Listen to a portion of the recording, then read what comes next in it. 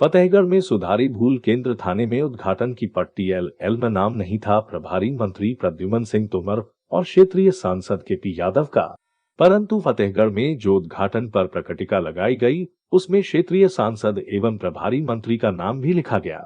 बता देना जरूरी होगा कि इस मामले में कैंट में हुए थाने के उद्घाटन को लेकर सांसद प्रतिनिधि ने आयोजनकर्ता और भाजपा के नेताओं पर सवाल खड़े किए थे।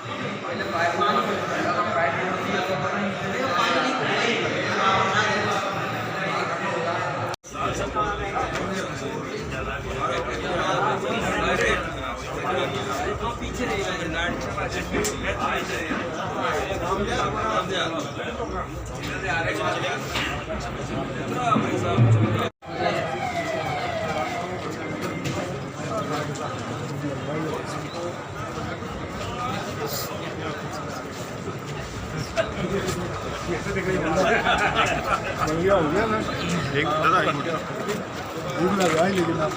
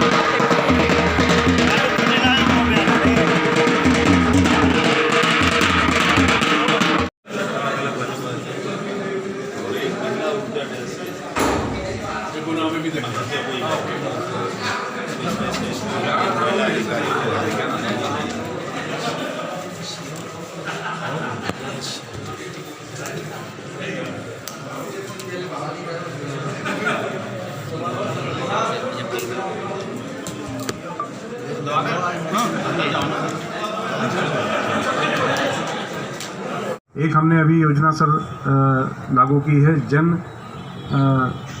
सुरक्षा चौपाल। ये बीट स्तर पे रहेंगे सर। प्रत्येक बीट जो थाने में बीट होता है और बीट में कुछ गांव या कुछ मोहल्ले होते हैं, जैसे फतेहगढ़ में एक बीट में कई गांव होंगे। उन बीट स्तर के गांव में जन सुरक्षा चौपाल लगाया जाएगा सर।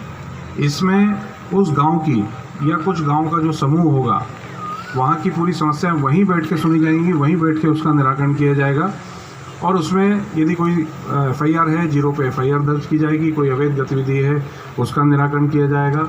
एंटी माफिया अभियान जो हमारे मुख्यमंत्री महोदय, हमारे DGP महोदय का एक सपना है जो उसमें कार्य किया जा रहा है, वहाँ भी अगर उस तरह की सूचना मिलती है कि कोई बदमाश है, कोई माफिया है, तो उसके विरुद्ध सख्त से सख्त कार्रवाई का प्रयोजन किया गया है। मैं आपको बताना चाहूँगा कि यह 540 वर्ग मीटर में नवीन भवन बना हुआ है, जिसकी लागत 94,10,000 लगभग 95 लाख के आसपास है। इसमें कुल 17 कमरे हैं पूरे भवन में। 2 मंजिला है, प्रथम तल है, द्वितीय तल है, एक कॉन्फ्रेंस हॉल है, उसके अलावा महिला और पुरुष बैरक इसमें अलग अलग बनाई गई हैं। CCTVNS जो आजकल बहुत ज़रूरी हो गया है, इंटरनेट बेस्ड पुलिसिंग है, फास्ट पुलिसिंग है, उसके लिए पृथक से कक्ष और उसके लिए पृथक से पूरी लाइनिंग की गई है। इंटरनेट भी उपलब्ध है। महिलाओं और पुरुषों के लिए पृथक इसमें टॉयलेट हैं। महिला ऊर्जा डेस्क ये इस थाने में भी बनाया गया है, जहां महिलाओं के लिए एक पृथक सुनवाई कक्ष रखा गया है, जिसमें कि प्रत्येक महिलाएं आएंगी, उनकी सुनवाई वहीं होगी, उनकी समस्याओं का निराकरण भी वहीं किया जाएगा, ताकि उनकी प्राइवेसी को, उनकी निजता को किसी प्रकार की कोई समस्या ना हो।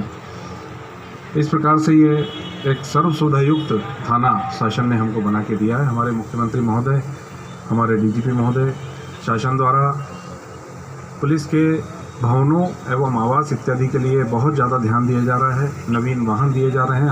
आधुनिकीकरण योजना के तहत काफ़ी सुविधाएं पुलिस को उपलब्ध कराई जा रही हैं ताकि पुलिस की कार्यक्षमता दिन प्रतिदिन बेहतर हो सके और द्विगुणित हो सके।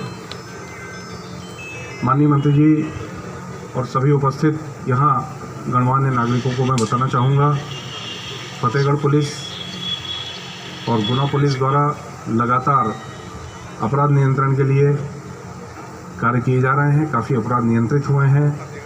डकैतियों, चोरियों में काफ़ी नियंत्रण हुआ है। महिला संबंधी अपराधों में हमने सफलता प्राप्त की है।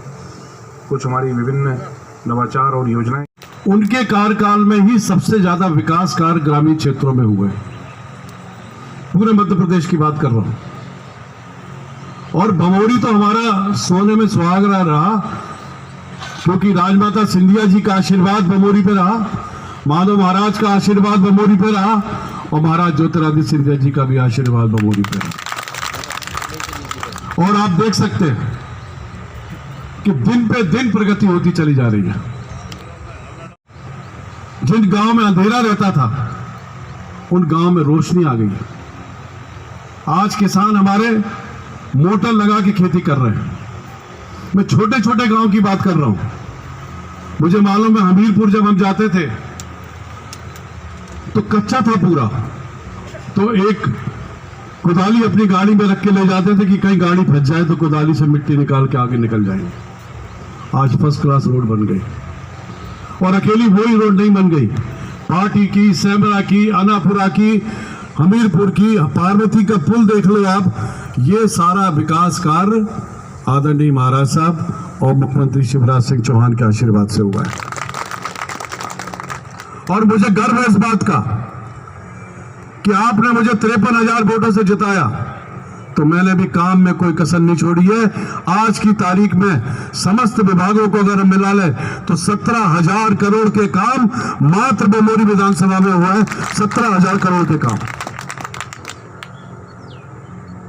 और उसी लाइन में हमारा आज ये थाना भी है। पुलिस हमारी सबसे महत्वपूर्ण कड़ी है, जो हमको सुरक्षा देती है, हमको न्याय दिलवाती है, और उस पुलिस का हमको सम्मान करना चाहिए। ये कभी कांग्रेस की सरकार में नहीं हुआ। पुलिस वालों पे कभी ध्यान नहीं दिया गया। अगर दिया तो शिवराज सिंह चौहान की सरकार ने पुलिस कर्मियों पे ध्यान दिया। गाड़ी, घोड़े और नई टेक्नोलॉजी के साथ पुलिस को आधुनिक बनाने में सबसे बड़ा योगदान भारतीय जनता पार्टी का रहा। कल हमने गुना के थाने का कैंट का किया, और अब एसपी साहब बहुत जल्दी अपन भमोरी का थाना भी बनवाए, सिरसी का भी लग्गा लगाए। आप तो प्रस्ताव देते जाइए, गृह मंत्री जी से अपन कराते जाइए। एक सुझाव मेरा है कि जो बड़े बड़े कस्बे हैं उसमें लाइट की व्यवस्था हो, हैलोजन लगने चाहिए, और सीसीटीवी कैमरे, जिससे कि अपराधी का आना जाना उसमें कैद हो सके सीसीटीवी कैमरे में। वो भी अपन को आगे बढ़ चढ़ कर करना है। अगर आप प्रस्ताव देंगे तो मैं अपनी विधायक निधि से भी सहयोग करने के लिए तैयार हूं। ये फतेहगढ़ का क्षेत्र, ये बहुत ही आपराधिक। इस बार मूंग की बहुत बोली इस इलाके में है, लेकिन बिजली की थोड़ी बहुत आराम से बिजली, कोयले की दिक्कत पूरे देश भर में है, और इसी के कारण, क्योंकि कोरोना के कारण हम पूरी आपूर्ति नहीं कर पा रहे हैं। अब धीरे धीरे व्यवस्था सुधरती जा रही है, किंतु अगर पूरे देश के अन्य प्रांतों में हम देखें तो इनसे बेहतर स्थिति मध्य प्रदेश की है, जहाँ मात्र 2 घंटे शाम को लाइट जाती है और फिर पूरे वोल्टेज के साथ होती है। माननीय मुख्यमंत्री जी काफ़ी गंभीर है समस्या को लेकर, और आने वाले चंद दिनों में हम ऊर्जा के साथ साथ सौर ऊर्जा को भी प्रोत्साहन देने वाले हैं।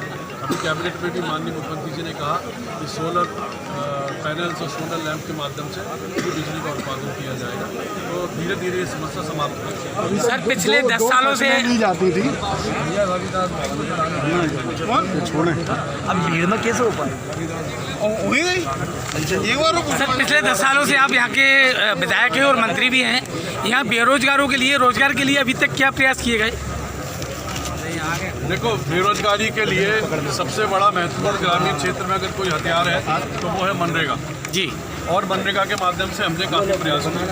दूसरा, स्व सहायता समूह को आर्थिक उन्नति और अपने पैरों पर खड़ा होने के लिए, रोजगार मुखी होने के लिए आजीविका मिशन मेरे ग्राम पंचायत, मेरे डिपार्टमेंट का एक अंग है, उसके माध्यम से भी महिलाओं में रोजगार का काम चल रहा है। गणवेश बनाने का काम, चाहे राशन की सप्लाई का काम हो, सारा काम स्व सहायता समूह की महिलाओं के माध्यम से। यहाँ कोई उद्योग होने के नहीं कारण ये क्या होता है कि यहाँ के लोग अधिकांश पलायन करते हो, बाहर जाके अपना काम करते हैं, तो एक उद्योग की आवश्यकता है कि नहीं सर? हाँ, करेक्ट।